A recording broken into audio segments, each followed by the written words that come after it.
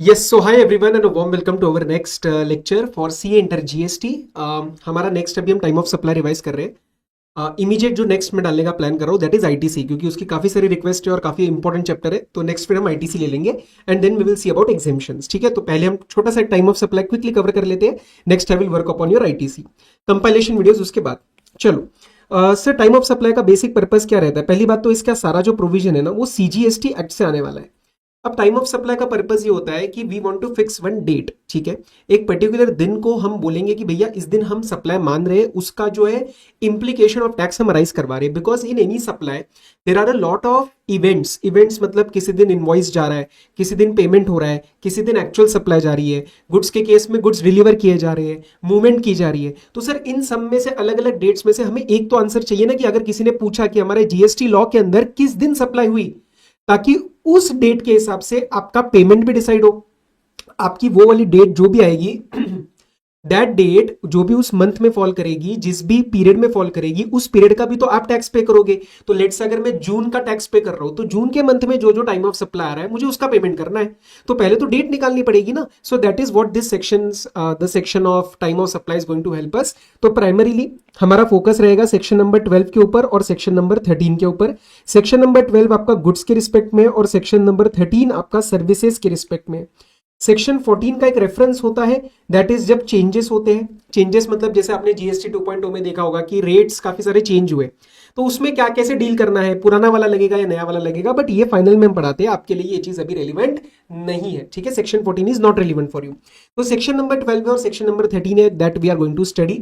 और इसके अंदर हम थोड़ा सा यूज करेंगे सेक्शन नंबर 31 का, that deals with the invoices, क्योंकि invoice is one of the dates. ठीक है, it is one of the events. तो इनवॉइस की रिस्पेक्ट में भी हमें थोड़ा सा पढ़ना पड़ेगा because it is linked to section number 12। तो हम स्टार्ट करते हैं, आ जाओ time of supply section number 12, time of supply in case of goods. The basic structure of both the sections is same. Section subsection 1 से लेके subsection 6 तक जाता है। आ जाओ, section number 12(1) is the applicability कि the liability to pay tax in case of goods will arise as per this section. तो ये तो ठीक है। मेन आते सबसेक्शन 2 और subsection 3। Subsection 2 is FCM, subsection 3 is RCM. जब मैं फॉरवर्ड चार्ज मैकेनिज्म की बात करूंगा तो my entire focus will be on the supplier point of view. जब मैं आरसीएम की बात करूंगा तो मेरा सारा फोकस रहेगा रेसिपिएंट पॉइंट ऑफ व्यू से। तो गुड्स का आरसीएम तो आपके कोर्स में है नहीं, तो उससे ज्यादा लिंकिंग ये लोग करेंगे नहीं। लेकिन सर्विसेज का आरसीएम आपके कोर्स में है, तो maybe they will ask you the services का RCM linked with time of supply. तो वो आपको 13 में ढंग से पढ़ना पड़ेगा। ठीक है, लेट्स स्टार्ट। अभी हम फोकस करते हैं time of supply in case of FCM. So time of supply of goods will be earlier of 2 dates. इन्होंने 2 डेट्स दी है, क्लॉज नंबर ए और क्लॉज नंबर बी में। क्लॉज नंबर ए में क्या डेट ले रहे हैं? The date of issue of invoice by the supplier और the last date up to which he is required to issue the invoice. मतलब आपका अगर इशू ऑफ इनवॉइस टाइम से हो गया तो हम वो ले लेंगे, अगर वो टाइम से नहीं हुआ तो हम लास्ट ड्यू डेट लेंगे जब तक इनवॉइस इशू हो जाना चाहिए था। अभी सर ये क्या डेट रहता है इनवॉइस का, वो मैं आपको बताऊंगा। उससे पहले देखो clause number B, the date on which supplier receives the payment with respect to supply. तो अगर एडवांस आता है तो एडवांस पे जीएसटी लगेगा क्या? सेक्शन के हिसाब से यस लगेगा, बट एक नोटिफिकेशन है दैट इज नोटिफिकेशन नंबर 66/2017। ये बोलता है कि ये वाला हम क्लॉज अभी ऑपरेट नहीं करेंगे except in 2 cases, composition supplier and specified actionable claims, that is HC block जो हमारा रहता है, आपको याद रहेगा रिवीजन में। HC block gambling, online gaming, money lottery, betting, horse racing, ये उसकी बात कर रहा है। इन दोनों केसेस को छोड़ के, ये स्पेसिफिक केसेस है, इन दोनों को छोड़ के मुझे इस पर्टिकुलर क्लॉज को ऑपरेट नहीं करना। मतलब I can say that due to the benefit of this notification if I am receiving any advance with respect to the goods, तो उसके ऊपर मैं जीएसटी नहीं पे करूंगा। ये समझ में आया? अब मेरा नेक्स्ट टारगेट है आपको ये समझाना कि ये इनवॉइस की डेट क्या रहती है, क्योंकि वही हमें यहाँ पे रेलिवेंट है टू टाइम ऑफ सप्लाई। तो सिंपल समझना, सेक्शन नंबर 31 में गुड्स के रिस्पेक्ट में हम 2 केसेस बात करेंगे। केस नंबर 1 बात करेंगे एक नॉर्मल सेल की, और केस नंबर 2 हम बात करेंगे कंटिन्यूअस सप्लाई ऑफ गुड्स की। ओके, कंटिन्यूअस मतलब रेकरिंग बेसिस पे चलता है, अभी करेंगे उसको discuss. In case of normal supply of goods the invoice should be issued depending upon क्या आपके गुड्स का मूवमेंट इन्वॉल्व है। अगर गुड्स का मूवमेंट इन्वॉल्व है तो जब भी वो मूवमेंट होने वाला है उस टाइम तक, मैक्सिमम उस पॉइंट ऑफ टाइम तक आपको इनवॉइस इशू कर देना है। मतलब अगर कॉन्ट्रैक्ट के अंदर मैं आपको गुड सेल कर रहा हूं और ये वाला कैलकुलेटर आई एम सेलिंग, और आज के दिन let's say 7th of November को मैं ये चीज आपके यहाँ पे मूवमेंट स्टार्ट करवाने जा रहा हूं, तो मूवमेंट तक आपको जो भी मूवमेंट होने वाला है गुड्स का, till that point of time आपका इनवॉइस इशू हो जाना चाहिए, क्योंकि गुड्स तो बाहर निकल जाएंगे ना, मूवमेंट स्टार्ट हो जाएगी, उसके बाद कैसे दोगे इनवॉइस, तो तब तक आपका इनवॉइस हो जाना चाहिए। पहले करोगे तो और भी अच्छी बात है, लॉ आपको हमेशा ड्यू डेट बताएगा, एडवांस में काम करोगे तो बहुत अच्छी बात है, आप पहले इनवॉइस इशू कर दो। लेकिन सर अगर मूवमेंट इन्वॉल्व नहीं है, if there is no movement involve, तो आपका मैक्सिमम टाइम कब तक इनवॉइस इशू करने का, कि जब तक आप उनको गुड्स जो है उसकी डिलीवरी, या you are making them available, आप उसकी डिलीवरी अवेलेबल करवा रहे हो, और you can say you are making them available to your recipient. तो लेट से आप फैक्ट्री में आके माल लेके जाने वाले हो, मूवमेंट आप अपने आप कराओगे, मेरा जो सेल हुआ है आपके साथ उसके अंदर मैं माल आपको फैक्ट्री के अंदर रेडी करके रखने वाला हूं, तो in the contract of supply मैं मूवमेंट नहीं करवाने वाला, ना ही आप करवाने वाले हो, ठीक है। तो इन द कॉन्ट्रैक्ट मेरा काम है आपको गुड्स यहाँ पे डिलीवरी आपको अवेलेबल करवानी है। तो फैक्ट्री के अंदर जिस दिन आप आओगे और मैं आपको गुड्स जो है आपको दे दूंगा, I will make it available to you, that will be the due date of my invoice, वो मेरा ड्यू डेट ऑफ इनवॉइस बन जाएगा। उसके एडवांस में काम करोगे तो अच्छी बात है, इनवॉइस आप पहले इशू कर दो एडवांस में, we have no problem, this is the due date. क्या आपको बात समझ में आई? और sir continuous supply of goods क्या होता है? कंटिन्यूअस सप्लाई ऑफ गुड्स होता है जिसके अंदर रेकरिंग नेचर इन्वॉल्व होता है। क्या इन्वॉल्व होता है? रेकरिंग नेचर, मतलब कंटिन्यूअस वो चले जा रहा है एंड उसके अंदर कांस्टेंट ऑब्लिगेशंस ऑफ पेमेंट है, कांस्टेंट सप्लाई है। जैसे आप गैस वगैरह सेल कर रहे हो तो कंटिन्यूअस वो आपकी चीज चलती रहती है, ठीक है। आपने कोई एक ओवर द टाइम आपने कोई गुड्स का सप्लाई आपने you have undertaken in contract कि आप कोई पार्ट्स किसी को देने वाले हो, तो वो you are undertaking a continuous supply of goods. यहां पे जो इनवॉइस की ड्यू डेट बनती है, the date when the statement of accounts is issued, okay, statement of accounts is issued और पेमेंट इज रिसीव्ड। मतलब कभी कभार ऐसा होता है कि चलो स्टेटमेंट ऑफ अकाउंट्स मिल जाएगा कि 3 महीने में कितना माल दिया, उसका मैं आपको एक स्टेटमेंट ऑफ अकाउंट्स इशू कर दूंगा, ठीक है, कि भैया इतना माल हो गया है, इतना स्टेटमेंट हम आपको इतने इस पीरियड में इतना माल दे चुके हैं। तो अगर वो स्टेटमेंट की डेट है तो वो आपका ड्यू डेट ऑफ इनवॉइस बन जाएगा। नहीं तो भैया पेमेंट कब आ रहा है, रेसिपिएंट से पेमेंट किस दिन आ रहा है, उसी दिन इनवॉइस इशू कर दो। जब आपके पास ये डेट नहीं है तो we will wait for the payment. बस ये आपका कंटिन्यूअस सप्लाई ऑफ गुड्स। अब दोबारा मैं इसको समझा रहा हूं, यहां पे टाइम ऑफ सप्लाई की डेट क्या है, अगर आपने इनवॉइस टाइम से इशू कर दिया तो वो है, ठीक है। Otherwise the last date up to which invoice should have been issued. तो फॉर एग्जांपल मैं इसको लेके चलता हूं एक एग्जांपल के तौर पे कि let's say 10th of November is the due date of invoice, ठीक है। 10th ऑफ नवंबर को मैंने लेट्स से गुड्स जो है वो मूवमेंट इनिशिएट करी है और मैंने इनवॉइस इशू कर दिया 6th ऑफ नवंबर को, तो आपका 6th ऑफ नवंबर आंसर बन जाएगा टाइम ऑफ सप्लाई का। लेकिन अगर मैंने इनवॉइस इशू किया let's say 15th of November को, तो उस केस में मेरा टाइम ऑफ सप्लाई बन जाएगा 10th November, because this is the last date up to which the invoice should have been issued. क्या ये बात समझ में आई? ओके, चलो अब इन्होंने एक प्रोविजो डाल रखा है कि for 1000 excess received supplier can consider time of supply as invoice issue date. ये आज के इसमें ज्यादा रेलिवेंट नहीं है क्योंकि एडवांस पे जीएसटी नहीं लगता। आप 1000 रुपए एक्सेस दो या आप 10 करोड़ रुपए एक्सेस दो, मैं एडवांस पे जीएसटी पे ही नहीं करता हूं एक्सेप्ट इन दीज 2 केसेस। तो ये बेसिकली बोलता है कि चलो जब आप कोई एडवांस रिसीव करते हो तो अगर 500-600 तक आपने रिसीव किया, मतलब 1000 रुपए तक आपने रिसीव किया, तो यू कैन कंसिडर कि मैं एडवांस पे नहीं, मैं इनवॉइस के टाइम पे इसका टाइम ऑफ सप्लाई मानूंगा। बट वो चीज आज के इसमें रिलेवेंट नहीं है क्योंकि मैं एडवांस पे जीएसटी पे ही नहीं करता ना। अगर ये नोटिफिकेशन नहीं होता तो इस चीज का मतलब होता, ठीक है। तो यू कैन इग्नोर इट, मतलब ये ज्यादा कोई रेलिवेंट है नहीं। Supply shall be deemed to have been made to the extent it is covered by invoice, मतलब लेट्स से 100 kg का कॉन्ट्रैक्ट है सप्लाई करने का, इनवॉइस 20 kg का गया है, तो 20 kg के रिस्पेक्ट में हम अभी मान रहे सप्लाई हो गई है, 20 kg के टाइम ऑफ सप्लाई की बात करेंगे। Next we will talk about section number 12 subsection 3, that is RCM के केस में टाइम ऑफ सप्लाई क्या आएगा। आपको 3 डेट्स इसके अंदर देखनी है।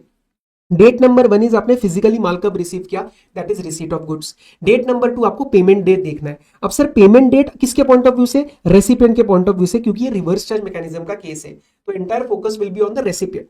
अब सर पेमेंट के अंदर भी मुझे 2 चीजें देखनी है क्योंकि Nirmala Tai wants early recovery. तो निर्मला ताई ने आपको बोला कि आप पेमेंट के अंदर भी ना 2 डेट चेक करना, एक आपकी एक्चुअल में पेमेंट कब हो रही है, मतलब आपके बैंक से पैसा कब जा रहा है, and second when is the date on which the books के अंदर एंट्री आपकी डल रही है। तो आपके बुक्स की entry compared with the actual bank debit whichever is earlier, ये इंटरनली आपने एक डेट पकड़ी, तो internally earlier of payment in books और payment is debited from your bank account. और तीसरी डेट क्या है, सप्लायर ने जो आपको इनवॉइस इशू किया उसके 31st day, please pay attention, the date immediately following 30 days मतलब 31st day from the date of issue of invoice और any other document by whatever name called in lieu of the supply. कई बच्चे समझते हैं कि sir इसका क्या मतलब है, ये कुछ और है क्या? नहीं नहीं, आपकी इनवॉइस का जो चैप्टर है ना, चैप्टर नंबर 10, उसके अंदर आप ये चीज पढ़ते हो कि इनवॉइस की जगह कभी कभार जैसे मल्टीप्लेक्स वो है मूवी वाले, तो वो टिकट देते हैं, ticket is considered as in lieu of invoice. तो वो नॉर्मल इनवॉइस ही, आप इसको इनवॉइस ही मानो, ये इनवॉइस की जगह कुछ और नहीं है। और इसके रिस्पेक्ट में मैं आपको एक छोटा सा एक समझाना चाहता हूं जो थोड़ा कंफ्यूजन एरिया रहता है even till CA final. Please pay attention. अगर सप्लायर रजिस्टर्ड है, ध्यान से सुनना, अगर सप्लायर रजिस्टर्ड है जीएसटी के अंदर और अगर ये सप्लाई रिवर्स चार्ज मैकेनिज्म में कवर हो जाती है, नाउ बिकॉज आरसीएम का कंसेप्ट गुड्स का आपके कोर्स में नहीं है तो ठीक है कोई बात नहीं, लेकिन सर्विसेज का तो है ना। तो एक बार ये जनरल कंसेप्ट समझ लो कि if the supplier is registered and if is giving RCM supply, okay, तो इस केस में इनवॉइस कौन इशू करने वाला है? इस केस में इनवॉइस सप्लायर ही इशू करने वाला है और उसके अंदर नीचे डिस्क्लोजर जाएगा रिवर्स चार्ज मैकेनिज्म का।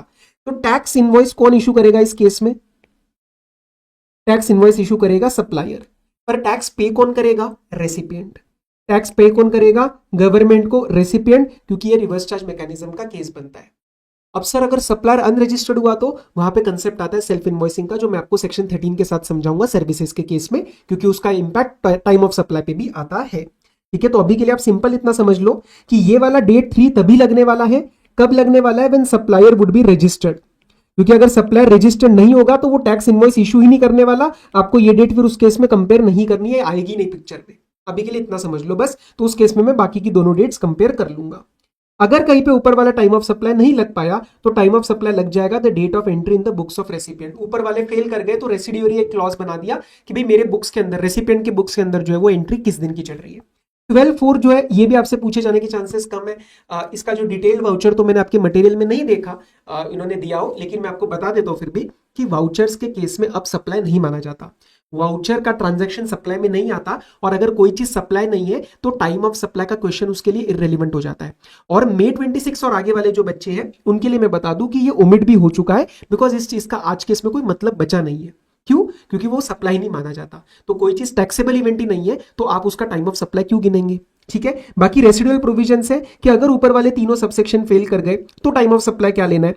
कहीं पे अगर रिटर्न इन्वॉल्व है जैसे आपकी 3B वगैरह, तो फिर उसमें ड्यू डेट देखेंगे और अदर केसेस में जिस भी दिन टैक्स पे कर रहे हो वही आपका टाइम ऑफ सप्लाई बन जाएगा। तो ये क्या है? ये सेविंग क्लॉज बोलते हैं इसको। इसके आपको एग्जांपल सोचने की जरूरत नहीं है, दिस इज सेविंग क्लॉज की रियल लाइफ में कुछ अगर नहीं लगा पाए तो एटलीस्ट जिस दिन टैक्स पे कर रहे हो उसी दिन टाइम ऑफ सप्लाई बना देंगे। मतलब जिस दिन पे करोगे उसी दिन टाइम ऑफ सप्लाई। कहीं डिफॉल्ट में पकड़े गए, कुछ वो हो गया जहां पे आप रिटर्न भी नहीं फाइल हो रही थी, मतलब this is a saving clause. ठीक है, तो मेन आपको ध्यान रखना है 12/2 का और 12/3 का, this is very very important. अब इसके एग्जाम्पल भी देख लेंगे अपन। 6 पे ध्यान देना, इंटरेस्ट, लेट फी और पेनल्टी का टाइम ऑफ सप्लाई क्या होगा? When the supplier receives the addition in value. क्योंकि मुझे नहीं पता ना कि मेरा रेसिपिएंट जो है वो नालायक है। सर नालायक क्यों? अरे इंटरेस्ट पे कर रहा है, मतलब कहीं लेट पेमेंट कर रहा है, लेट फी पे कर रहा है, कोई पेनल्टी मैं उसके ऊपर लगा रहा हूँ। लेट से मैंने उसको बोला कि if you do not pay in within 60 days then you will be paying me 1000 rupees more. अब ओरिजिनली जब मैंने इनवॉइस इशू किया या कुछ भी किया, मुझे एडवांस में तो नहीं पता ना कि मेरा रेसिपिएंट 60 डेज के बाद पेमेंट करेगा। So in that case I will have to wait, I will have to see. तो let me receive the additional value. तो वही जब मैं रिसीव करूंगा वही मेरा टाइम ऑफ सप्लाई बन जाएगा। तो वो जब भी बनेगा, लेट से वो बन रहा है 2 मई को, हाँ तो मई मंथ का उसका टाइम ऑफ सप्लाई, मतलब मई का जब भी मैं टैक्स पेमेंट करूंगा रिटर्न में तो I will pay my taxes on that. समझ में आया? ठीक है, तो इसको एक बार मैं आपको एग्जाम्पल 1-2 दिखाना चाहता हूं, आ जाओ। A machine has to be supplied at site. It is done by sourcing various components from vendors and assembling the machine at site. The details are as follows. तो इसमें मेरी मूवमेंट तो नहीं होने वाली, मैं एक बार इनवॉइस दिमाग में ला रहा हूं। तो इस केस में लगेगा आपका दूसरा वाला क्लॉज कि आप उसको कब डिलीवरी करवा रहे हो, कब you are making them available. We will see कब हमने उसको मशीन का एक्सेस दिया, उस टाइम तक मेरा इनवॉइस निकल जाना चाहिए। अब देखो क्या क्या आ रहा है। 17 सितंबर को एक परचेज ऑर्डर आया है with advance of 50,000, okay, for machine worth 12 lakh and entry duly made in the sellers books of accounts, but because of the notification 66/2017 इसके ऊपर एडवांस के ऊपर मैं जीएसटी नहीं पे करूंगा। Machine is assembled and tested at site accepted by the buyer 20th October. लेकिन मैंने इनवॉइस 23rd को इशू किया, मतलब मेरे साइड से 3 दिन का डिले हो गया है। मेरे साइड से 3 दिन का डिले हो गया, तो इसका मतलब मेरा time of supply section number 12 subsection 2 के अंदर फॉरवर्ड चार्ज मैकेनिज्म के अंदर क्या बनेगा आपका, the last date up to which it should have been issued the answer will be 20th of October. क्या आपको ये चीज समझ में आई? ठीक है, बैलेंस पेमेंट बाद में आया है, दैट इज फाइन। तो इसका आंसर आपका क्या बनेगा, 20th अक्टूबर बनेगा। आपको एक और देखना है तो हम आपको एक और दिखा देते हैं। Gas is supplied by pipeline to the recipient, ये हमेशा ध्यान रखना, ये कंटिन्यूअस सप्लाई के अंदर जाएगा। कंटिन्यूअस सप्लाई के अंदर स्टेटमेंट ऑफ अकाउंट्स है तो वो बनेगा आंसर, अदरवाइज पेमेंट डेट देखनी पड़ेगी। Supplies to be made for a period of 1 year. Monthly payments are to be made by the recipient as per the contract. The details of payment are, statement of account आपको नहीं दिया है, आपको payment date दी है जुलाई 5, August 5, सितंबर 5 को payment आया है, तो यही मेरा टाइम ऑफ, ये मेरा इनवॉइस की ड्यू डेट बन जाएगी, ये मेरी इनवॉइस की ड्यू डेट बन जाएगी। अब इन्होंने क्या बोला है, इनवॉइस के बारे में अलग से कुछ नहीं बोला है, they are directly asking the time of supply, तो यही डेट तक मेरा इनवॉइस जाना चाहिए। इनवॉइस इसके एडवांस में मैंने इशू किया तो वो आंसर बन जाएगा, नहीं तो आंसर बनेगा जुलाई 5, अगस्त 5 और सितंबर 5। ये देखो अजम्पशन लेना पड़ा, क्यों? क्योंकि मैंने भी आपको बोला ना कि इनवॉइस की एक्चुअल में इशू की डेट नहीं बता रखी, तो अजम्पशन लेना पड़ा कि assuming invoice is issued on July 5, August 5 and September 5, तो वही वाले मेरे डेट्स बन जाएंगे। अगर मैं आपको बोलता हूं कि नहीं साहब आपके इनवॉइस इशू हुए है 3rd ऑफ जुलाई को, आपका इनवॉइस इशू हुआ है 4th ऑफ अगस्त को, और तीसरे के लिए आपका इनवॉइस इशू हुआ है सितंबर 7 को, तो उस केस में आंसर क्या बनेगा, 3rd जुलाई, 4th अगस्त और सितंबर 5, क्योंकि that would be the last date. Third case में आपका डिले हो जाएगा। आपको चीजें समझ में आ रही है? ठीक है, चीजें कैच करनी पड़ेगी, पेपर में आपको बहुत टाइम नहीं लगा सकते आप टाइम ऑफ सप्लाई डिटरमिन करने के लिए। चलो सर, अब मैं आगे बढ़ना चाहता हूं। I want to move towards the services वाला केस, section number 13। Time of supply of services का जो ढांचा है, स्ट्रक्चर सबसेक्शन 6 तक वो एकदम सेम है। सबसेक्शन 1 इज द एप्लीकेबिलिटी की we will determine the tax as per section number 13 in case of services. 13.2 is time of supply in case of FCM। अब इसके अंदर इन्होंने 2 केस बनाए। कैसे ये केस बने? अब critical question that you are going to ask before you start determining the time of supply in case of service is one thing, कि क्या इस केस में इनवॉइस आपका टाइम पे इशू हुआ, क्या इनवॉइस आपका विद इन टाइम इशू हुआ। अब सर इसका भी हमें बता दो एक बार फटाफट से, इनवॉइस का ड्यू डेट क्या रहता है। देखो सर्विसेज में बड़ा ही सिंपल है, नॉर्मल सर्विस ले लेते हैं, नॉर्मल, चलो मैं ढंग से बना देता हूं यार। सर्विसेज के केस में आपका इनवॉइस का डेटा हम चेक करेंगे। इनवॉइस का फर्स्ट केस लेते हैं नॉर्मल सप्लाई, मतलब नॉर्मल वन ऑफ सप्लाई, और सेकंड लेंगे कंटिन्यूअस सप्लाई। नॉर्मल केस में the time limit is with in 30 days. जैसे इंटेंजिबल होता है तो आपको 30 दिन दिए जाते हैं, ठीक है, इसमें कोई फिजिकल मूवमेंट वगैरह नहीं होती, तो 30 डेज में इशू करना है। लेकिन बैंक्स, इंश्योरेंस वगैरह जो फाइनेंशियल इंस्टीट्यूशंस रहते हैं उस केस में 45 डेज का टाइम पीरियड मिल जाता है, बट जनरली जो है वो 30 डेज है, स्पेसिफिक वो एक 45 डेज में जाता है। This you will cover in section 31 in detail. Continuous supply में फिर फर्दर 3 केस बनते हैं।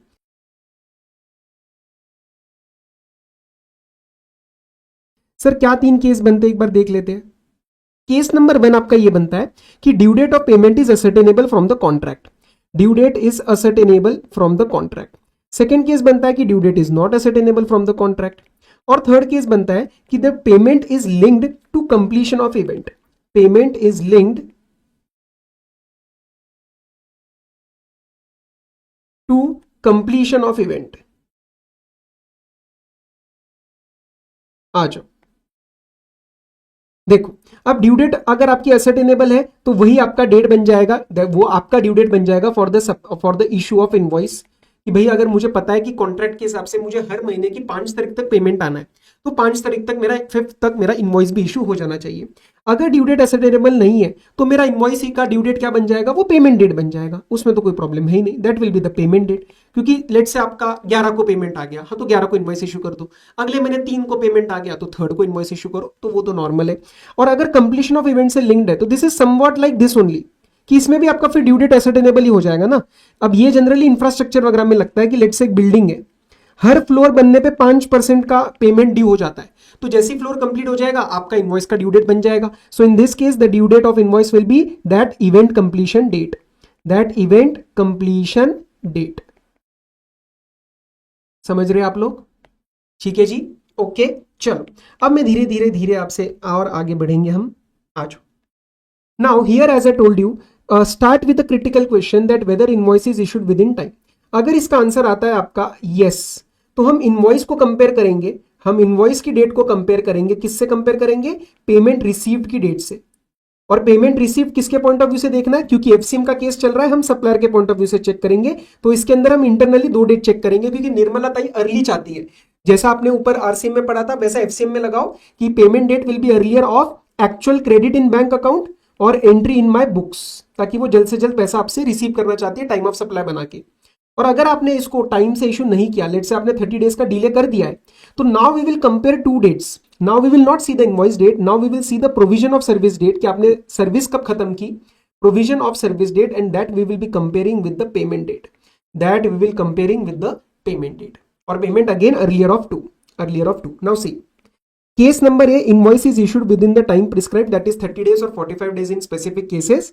Here the answer will be earlier of issue of invoice date और date of receipt of payment. क्या बोला मैंने? इश्यू ऑफ इनवॉइस डेट, क्योंकि आपने वो टाइम से किया है, तो लेट से आपने 25 डेज में किया रहेगा तो हम वो वाली डेट ले लेंगे, and we will compare it with receipt of payment. लेकिन अगर आपने गलती करी, हमने तो आपको दिया था 30 दिन, लेकिन तुमने वो कंप्लाई नहीं किया, तो अब इनवॉइस को जाने दो, वो तो लेट हो गया। Now we will see the date of provision of service and compare it with the date of receipt of payment. हम उसको पेमेंट डेट से कंपेयर करेंगे, विच एवर इज अर्लियर। अच्छा, ये चीज एक देखते हैं। अगर ऊपर वाला प्रोविजन नहीं लगा, वही रेसिडुअल प्रोविजन है, तो वी विल सी कि रेसिपिएंट ने अपने बुक्स में उस सर्विस का खर्चा कब रिकॉर्ड किया है, सर्विस का रिसीट कब कवर किया है। अब सर यहाँ पे जो प्रोविजन आता है, यहाँ पे जो एक प्रोविजन आता है, जो हमने बोला कि गुड्स के केस में रेलिवेंट नहीं है, 1000 रुपए के एक्सेस का, क्या वो यहाँ पे भी रेलिवेंट नहीं है? नहीं, यहाँ पे रेलिवेंट है, क्योंकि यहाँ पे एडवांस पे जीएसटी लगता है। Notification number 66/2017 is applicable for goods, it is not applicable for services. तो अगर पेमेंट ऑफ एडवांस आपका सर्विस के केस में आ रहा है, तो उस केस में आपको जीएसटी उसके ऊपर पे करना पड़ जाएगा। बात समझ में आई? चलो अब सुनना मेरी बात। अगर आपका 1000 रुपए तक का एक्सेस आता है, अगर आपका 1000 रुपए का एक्सेस आता है, मतलब सर अगर लेट से मेरा जो इनवॉइस गया था ना, इनवॉइस गया था मेरा 1000 रुपीज का, लेकिन मेरे पास जो पेमेंट आई है ना, वो पेमेंट आई है मेरे पास ₹1300 की, तो this is 300 rupees excess. Now this 300 is up to 1000, तो प्रोविजो में एप्लीकेबल कर रहे हैं। नॉर्मल लॉ के हिसाब से 300 रुपए के ऊपर जीएसटी लग जाना चाहिए, बिकॉज एडवांस पे जीएसटी लग जाता है। बट अप टू 1000 एक्सेस के ऊपर मेरा एक ऑप्शन है, व्हाट आई कैन से इज, मैं 300 के ऊपर आज जीएसटी नहीं पे करता, मैं इसका जब इनवॉइस इशू करूंगा ना, I can treat that date as my invoice date. क्योंकि ये क्या है ना, ये कहाँ लगता है मैं आपको बताता हूँ। जैसे यूटिलिटी बिल्स वगैरह होते हैं ना, यूटिलिटी बिल्स, इलेक्ट्रिसिटी बिल, तो उस केस में, या सर्विसेज जो होती है, रादर सर्विसेज के कंटिन्यूअस सप्लाई यूटिलिटी बिल्स में ये प्रॉब्लम आता है कि कस्टमर थोड़ा आगे पीछे। जैसे टेलीफोन बिल्स का एग्जांपल ले लो, टेलीफोन बिल आया 100 रुपए का, मैंने कर दिया 120 रुपया, तो वो गवर्नमेंट, उस कंपनी को क्या करना पड़ेगा, 20 रुपीज के ऊपर भी जीएसटी इमीडिएटली पे करना पड़ जाएगा, जो कि एक हैसल हो जाएगा। That will be a kind of inconvenience for the company. तो गवर्नमेंट ने बोला ठीक है, 1000 रुपए तक एक्सेस हम मानते हैं, कस्टमर कभी आगे पीछे कर देता है, तो उसके ऊपर जो 1000 तक का एक्सेस है, जैसे इस केस में 300 का, आप जीएसटी अभी मत पे करो, आप इसको इनवॉइस में जब आप एडजस्ट करोगे ना अगले वाले, आप उसी दिन पे कर देना। तो मतलब उस पे वो ये वाला सेकंड वाला जो क्लॉज है वो मेरे से हटवा रहे हैं, ठीक है। लेकिन अगर 5000 का एडवांस आया तो 5000 पे ऊपर आपको जीएसटी अभी ही पे करना पड़ेगा। रिसीट ऑफ पेमेंट का मतलब मैंने आपको बता दिया है कि जब मेरे बुक्स में एंट्री हुई या फिर एक्चुअल बैंक में पैसा आया, विच एवर इज अर्लियर, क्योंकि हो सकता है पैसा आ गया है और मेरा अकाउंटेंट लेट एंट्री कर रहा है, या अकाउंटेंट जल्दी एंट्री कर रहा है, तो गवर्नमेंट कह रही है कि वो आपका डेट बन जाएगा। Basically Nirmala Tai wants your money as early as possible, वो time of supply as early as possible आपका बनवाना चाहती है। ये वाली बात कुछ इंपॉर्टेंट नहीं है कि सप्लाई उतने का ही माना जाएगा जितना इनवॉइस में हम कवर कर रहे हैं। अब बहुत इंपॉर्टेंट, जहां से मैं एक्सपेक्ट करता हूं कि गलतियां होने के चांसेस सबसे ज्यादा होते हैं फाइनल में भी और आपके लेवल पे भी, that is section number 13 subsection 3, time of supply in case of RCM. Here a very beautiful interlinking question can be created, क्योंकि टाइम ऑफ सप्लाई जो आपका सर्विसेज है, जैसे आरसीएम वाली, जीटीए वगैरह वाली, वो यहाँ पे मिक्स एंड मैच करके टाइम ऑफ सप्लाई के साथ पूछी जा सकती है। अब देखो यहाँ पे आपको आरसीएम में क्या लेना है, the entire focus will be on the recipient. सारा फोकस हमारा रेसिपिएंट के ऊपर आ जाएगा, pay attention.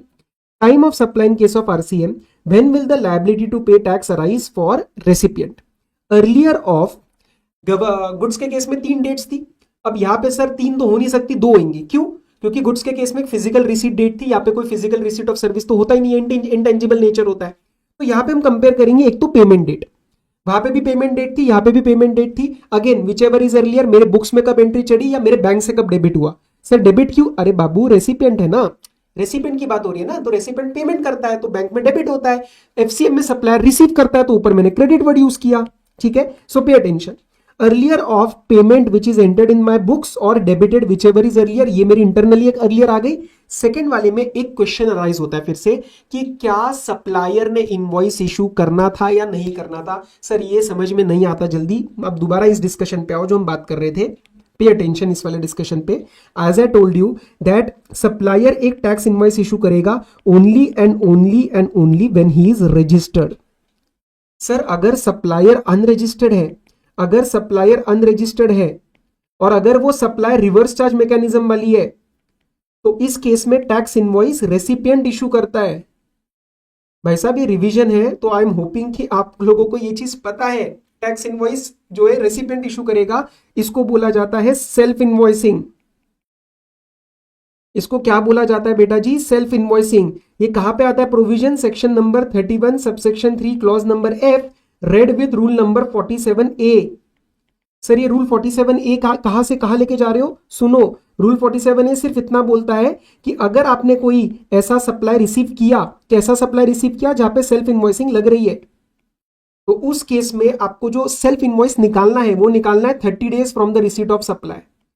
30 days from receipt of supply. Sir ऐसी बात आपने गुड्स के केस में क्यों नहीं बोली? वहां पे भी तो ऐसा केस बन सकता है ना कि गुड्स का आरसीएम रिसीव कर रहा हूं, आरसीएम का नेचर का गुड्स रिसीव कर रहा हूं फ्रॉम अनरजिस्टर्ड सप्लायर। यस, लेकिन गाइस वहां पे 3 डेट्स ऑलरेडी है, एक निकल गई कोई फर्क नहीं पड़ता, बाकी दोनों में से आंसर निकल जाएगा। यहाँ पे सिर्फ 2 ही डेट्स हुआ करती थी। तो अगर ऐसा केस बन जाता है कि सप्लायर इनवॉइस इश्यू नहीं कर रहा, तो फिर हम क्या डेट लेंगे? विचर इज अर्लियर कुछ बनता ही नहीं था, सिर्फ पेमेंट डेट रह जाती थी। तो ये अमेंडमेंट किया और अब ये देखो इन्होंने क्या बोला। फर्स्ट केस मतलब clause B, where the invoice is required to be issued by supplier, मतलब आपको इसमें दिमाग में रखना है कि सप्लायर मेरा रजिस्टर्ड रहेगा। तो उस केस में जैसे गुड्स में 31st डे होता था, डेट इमीडिएटली आफ्टर 30 डेज मतलब 31st डे, यहां पे इट इज 61st डे। तो यहां पे हम लेंगे the date immediately following 60 days, मतलब 61st day from the issue of invoice और any document issued in lieu thereof, मतलब जो स्पेसिफिक केसेस में इनवॉइस की जगह कुछ और डॉक्यूमेंट का नाम लिया जाता है, लेकिन सप्लायर रजिस्टर्ड है। बट सर अगर यहां पे सेल्फ इनवॉइसिंग का कंसेप्ट लग रहा है, तो उस केस में we will see the date of issue of invoice by the recipient, कि मैंने सेल्फ इनवॉइसिंग कौन सी डेट को करी, आपको सिर्फ वो देखना है। यहाँ पे काउंटर क्वेरी आता है कि सर अगर मैंने 30 दिन में नहीं किया तो वो एक अलग ऑफेंस है, पर यहाँ पे आपको डेट वही लेनी है जिस दिन मैंने सेल्फ इनवॉइस इशू किया, चाहे मैंने उसके अंदर डिले किया हो, 30 दिन का नहीं किया हो, whatever it may be. As always residual clause, अगर कहीं पे टाइम ऑफ सप्लाई फंस गया तो date of entry in the books of accounts of recipient. ठीक है, तो यहाँ पे दो भी विच एवर केस लगेगा, या तो ए और बी कंपेयर होंगे, या तो ए और सी कंपेयर होंगे। बी और सी कभी भी एक साथ कंपेयर नहीं होंगे, क्योंकि सप्लायर रजिस्टर्ड है तो आप बी लगाएंगे, सप्लायर रजिस्टर्ड नहीं है सेल्फ इनवॉइस लग रहा है तो आप सी लगाएंगे। समझ में आया? And then whichever is earlier. एक और मैं छोटा सा कंसेप्ट बता देता हूं, in case of supply by associated enterprises, do you know what is associated enterprises? ये कंसेप्ट है बेटा जी आपके इनकम टैक्स एक्ट के अंदर, सेक्शन नंबर 92A आता है। ठीक है जी, उस 92A के अंदर, उस 92A के अंदर एक टर्म आती है एसोसिएटेड एंटरप्राइजेस। आप समझ लो कि इसमें दो कंपनीज के बीच में कुछ लिंक है, कुछ लिंक है, कोई फाइनेंशियल लिंक है। वो पूरे क्लॉजेस आपको डिटेल में नहीं रटने हैं, बस समझ लो, आपको वो क्वेश्चन में समझ आ जाएगा कि जैसे शेयर होल्डिंग बहुत ज्यादा है, या बोरोइंग्स गारंटी दे रखी है, या रॉ मटेरियल बहुत ज्यादा सप्लाई हो रहा है किसी को, तो इनके आपस में एक लिंक हो जाता है, दैट इज एसोसिएटेड एंटरप्राइज। अब मुझे ध्यान से सोच के बताओ कि अगर इस केस में जो एसोसिएटेड एंटरप्राइज है वो सप्लायर मेरा आउटसाइड इंडिया है और रेसिपिएंट जो है वो इन इंडिया है, और अगर ये कोई सर्विस दी जाती है, so will this be under RCM? क्या ये आरसीएम के अंदर जाएगी? 100% जाएगी sir, this is an import of service, RCM के अंदर जाएगी। ऐसे केस में हम नॉर्मल 13(3) नहीं लगाएंगे, हम आपको 60 डेज, 61st डे, 30 डेज का सेल्फ इनवॉइस का बेनिफिट नहीं देना चाहते, हम इसके अंदर 2 डेट्स ले लेंगे। Time of supply will be earlier of date of entry in the books of recipient and we will compare that with the payment date. तो मैंने कब पेमेंट किया या मेरे बुक्स के अंदर मैंने खर्चा कब दिखाया, क्योंकि इसकी तो तुम्हें जल्दी होगी, इसकी तुम्हें जल्दी होगी, तुम पक्का बुक्स में तो खर्चा दिखा दोगे, तो दैट और payment which ever is earlier. अब मैं आपको इसके थोड़े बहुत क्वेश्चंस देख लेता हूं, आ जाओ। ये देखो, determine the time of supply. अच्छा ये गुड्स का ही है, चलो गुड्स का ही कर लेते, कोई बात नहीं। Determine the time of supply, May 4 को supplier invoices goods which are taxable on RCM basis. तो आपके लेवल पे, जो इंटर के लेवल पे आरसीएम बता दिया जाएगा, क्योंकि कौन से गुड्स पे आरसीएम लगता है आपके कोर्स का पार्ट ही नहीं है। एक मिनट,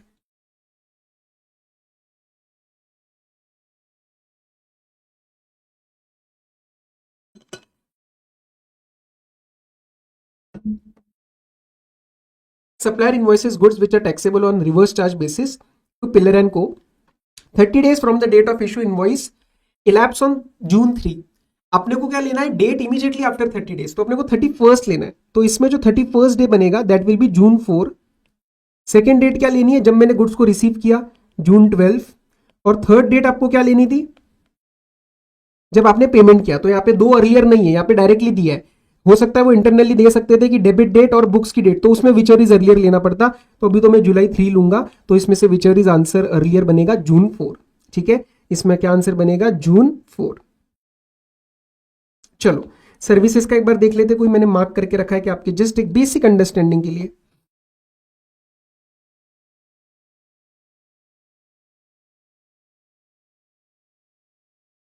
आज एक इलस्ट्रेशन देख लेते हैं. टाइम ऑफ सप्लाई आपको निकालना है. 6 मई को एक बुकिंग हुई है कन्वेंशन हॉल की. सम एग्रीड 15,000 एडवांस ऑफ 3,000. क्या एडवांस पे जीएसटी लगता है, यस. तो 3,000 पे तो आपको पेमेंट डेट ही बन जाएगा, क्योंकि इसका इनवॉइस तो भी निकला भी नहीं है. 6 May is the answer for 3,000. तो आपका बाइफर्केट हो जाएगा advance and other amount. Other amount के लिए आप चेक करते हैं. 15 सितंबर को function held in convention hall, मतलब इस दिन अपना सप्लाई हो गया. सप्लाई के 30 डेज के अंदर अंदर आपका इनवॉइस निकल जाना चाहिए था. कब निकला, 15 सितंबर के आगे 27 अक्टूबर को निकला, तो 30 डेज का डिले हो गया. This was the question we start with, right. तो ये 30 डेज में आपने नहीं इशू किया, तो हम कंपेयर करेंगे आपका provision of service date with what, payment date. तो बैलेंस पेमेंट 12,000 का आपको 3 नवंबर को आ रहा है, तो इसमें से which ever is earlier answer will B 15 सितंबर. तो 3,000 के लिए 6 में और बचे हुए के लिए 15 सितंबर. 3,000 के लिए 6 में और बचे हुए के लिए 15 सितंबर. तो इन चीजों से ही आपको काम करना पड़ेगा. इलस्ट्रेशन देखते हैं एसोसिएटेड एंटरप्राइज का. May 4 को German company issues email informing it's associated enterprise. आपको भी इस लेवल पे दिया जाएगा एसोसिएटेड एंटरप्राइज का मतलब, क्योंकि इंटरनेशनल टैक्सेशन आपके कोर्स का पार्ट नहीं है. ये फाइनल लेवल पे आता है आपके डीटी के पेपर में, तो आपको बता दिया जाएगा ये. तो एसोसिएटेड एंटरप्राइज जर्मन कंपनी है, ओके. इसने दिया है एबीसी को, तो मतलब this is an import of service, right. ये एक इंपोर्ट ऑफ सर्विस की तरह जाएगा. इंपोर्ट ऑफ सर्विस और एक्सपोर्ट इंपोर्ट भी आपके कोर्स में नहीं है, लेकिन ये एसोसिएटेड एंटरप्राइजेस है. तो मैं एक बार आपको फिर से आराम से समझाता हूं. जब भी इंपोर्ट ऑफ सर्विस होता है ना, ये आरसीएम के अंदर जाता है. क्या बोल रहा हूं मैं, जब भी इंपोर्ट ऑफ सर्विस होता है this goes under reverse charge mechanism, कि सप्लायर बाहर है और रेसिपिएंट इंडिया में है. ठीक है ना, ओके. तो इस केस में रिवर्स चार्ज मैकेनिज्म लगता है, इंडियन पार्टी टैक्स पे करती है गवर्नमेंट को. इसीलिए उस सिचुएशन की बात 13.3 में आई, 13.2 में नहीं आई, because 13.2 deals with FCM, 13.3 deals with RCM. Okay, चलो. तो एबीसी को इसने सप्लाई किया which was recorded in the books on 1 May. अब देखना आराम से, 1 मई को रिकॉर्ड हुआ है, तो 1 मई में एंट्री गई है और उसको कंपेयर करेंगे पेमेंट डेट से. ट्रांसफर किया है जुलाई 2 को, तो विच एवर इज अर्लियर हम लेंगे. 1 May will be the answer. 1 May will be the answer. बचे हुए तो आपके क्वेश्चन से एक बार हम कंसेप्ट देख लेते हैं. बाकी के जो 3 सबसेक्शन है वो एक्जैक्टली सेम है जैसे आपने 12 में पढ़े थे. वाउचर्स का मैंने बताया, I am not expecting a question even for your inter level, क्योंकि वो रिलेवेंट नहीं बचा है. रेसिडुअल केसेस का आपको वो सेम है जैसा उसमें पढ़ा था कि रिटर्न से लिंक्ड है तो due date of return, otherwise payment of tax. और बाकी अगर कोई पैसा एडिशन होकर मिल रहा है तो जिस दिन मिलेगा उसी दिन टाइम ऑफ सप्लाई मान लिया जाएगा. चलो सर, और क्या पढ़ना है. सेक्शन 14 आपके कोर्स में नहीं है. एक ये जो HAM मॉडल है, ये आपके ना Jan 25 के स्टैट्यूटरी अपडेट में था, फिर सितंबर 25 और Jan 26 वाले में नहीं था. मैंने आपका जो मटेरियल चेक किया, एंड जो आपका May 26 का रिलीज हुआ है उसके अंदर भी मुझे नहीं मिला. एक जगह मिला बस, जो मैं अभी आपका मटेरियल भी मैंने ओपन किया ना, उसके अंदर जो था HAM मॉडल का. So let's do that. HAM model अपन कर लेते हैं, आपको पता होना चाहिए HAM मॉडल, ठीक है. बट ये क्या है ना, ICM मटेरियल पुराना डालता है, फिर स्टैट्यूटरी अपडेट 3 अटेम्प्ट के निकाल देता है, उसमें कभी कभार कंफ्यूजन हो जाता है. तो ये आपके हैं मटेरियल में पुराने वाले, तो मैं इसको कर रहा हूं, हमें ये डिस्कस करना है, ठीक है. चलो आओ. अब इसमें कहानी क्या हो रही है, इसमें कहानी कुछ हो नहीं रही है. एकदम सिंपल तरीके से मैं आपको बताने का ट्राई करता हूँ. हमने फाइनल में भी इसको कवर किया है, मैं आपको उसमें से बता देता हूँ. Just pay attention, very simple. NHAI और ये हाइब्रिड एन्युटी मॉडल ये कैसे काम करता है. बेसिकली NHAI कॉन्ट्रैक्टर बिठाती है कि आप हमारे लिए हाईवे बनाइए, and it is made under DBOT model, मतलब डिजाइन बिल्ड ऑपरेट ट्रांसफर. तो आप हमारे लिए कंस्ट्रक्शन भी करेंगे and you are going to maintain also. तो ये सारा काम का जो कॉन्ट्रैक्ट बनता है ये 15 साल 17 साल के आसपास का बनता है, ओके. और ये सिंगल कॉन्ट्रैक्ट बनता है, उसी के अंदर आप कंस्ट्रक्ट भी करेंगे and you are going to maintain also. और उसके अगेंस्ट जो भी पेमेंट होती है ना, वो स्टैगर्ड पेमेंट होती है. स्टैगर्ड पेमेंट का मतलब क्या होता है कि हम आपको ओवर द 10 ईयर्स पेमेंट करेंगे, so that we are able to hold you accountable. We want to hold the contractor accountable कि गलत काम किया या ऑपरेट ढंग से नहीं किया, तो उस केस में we will not give you the payment ना, हम आपको बचाओ पेमेंट नहीं देंगे।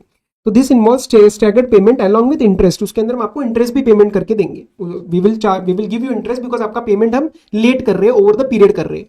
तो यहाँ पे एनालिसिस कैसे बनता है कि पहली बात तो बताओ ये नेचर ऑफ सप्लाई कौन सा है, is this a one time supply और it is a continuous supply of service, it is a continuous supply of services.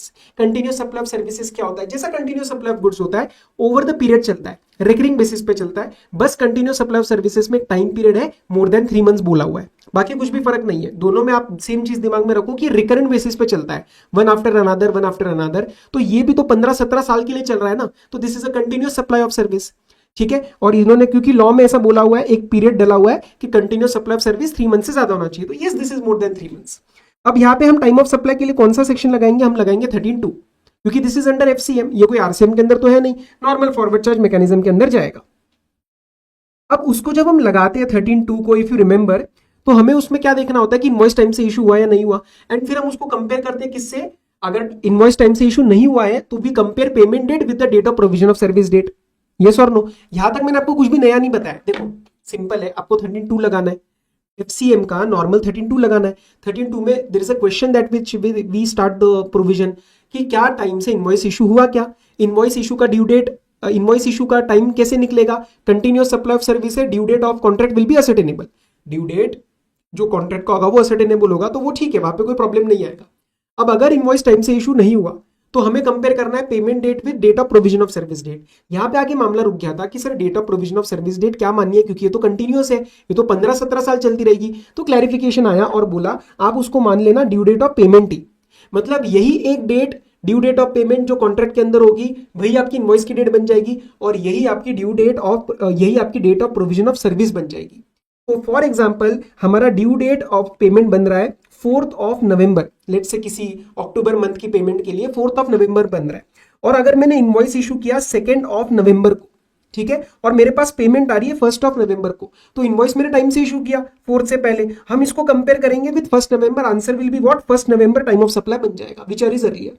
दूसरे केस में लेट्स इमेजिन इनवॉइस 10 नवंबर को गया है, मतलब डिले हुआ है, कब तक जाना चाहिए था 4 नवंबर को जो कि ड्यू डेट थी, एंड दिस ड्यू डेट तक इनवॉइस चला जाना चाहिए था, लेकिन मैंने 10 नवंबर को किया, मैंने लेट किया। अब मैं किससे कंपेयर करूंगा, I will compare the provision of service date with the payment date. Let's say payment 11th की है और due date of payment that is considered as the provision of service that is 4 November, तो इस केस में which is earlier, answer 4 नवंबर बन जाएगा। ठीक है, ये एक सर्कुलर था आपका, इसके सिवा इसके अंदर कुछ है नहीं, और बाकी आपके कोर्स में सेक्शन नंबर 14 तो नहीं है, सो वो आपको करने की जरूरत नहीं है। ठीक है, छोटा सा चैप्टर है लेकिन काफी टेक्निकल है। अगर आप इसके क्वेश्चंस करेंगे, जैसे ये एग्जांपल गुड्स के आरसीएम का क्वेश्चन है, तो आपको ना चीजें क्लिक करनी चाहिए कि जैसे इस केस में गुड्स रिसीव की डेट बता रखी है, पेमेंट की डेट बता रखी है, और इशू ऑफ इनवॉइस की बता रखी है। तो इशू ऑफ इनवॉइस के आगे आप इसको 31st डे गिनना, and then whichever is earlier आप इसको कंपेयर करना। काफी सारे सवाल दिए, सवाल काफी ओके है, इसके अंदर ऐसा कोई भी नहीं मुझे दिखा जो एकदम बहुत कंफ्यूज कर रहा है आपको। So if you find anything कि आपको नहीं समझ में आ रहा है, you can reach out to me. ठीक है, मेरा नंबर और नीचे टेलीग्राम का ग्रुप आपको मिल जाएगा, so you can reach out, उसमें कोई प्रॉब्लम नहीं है। यस, देखिएगा इसमें से कोई करना है क्या।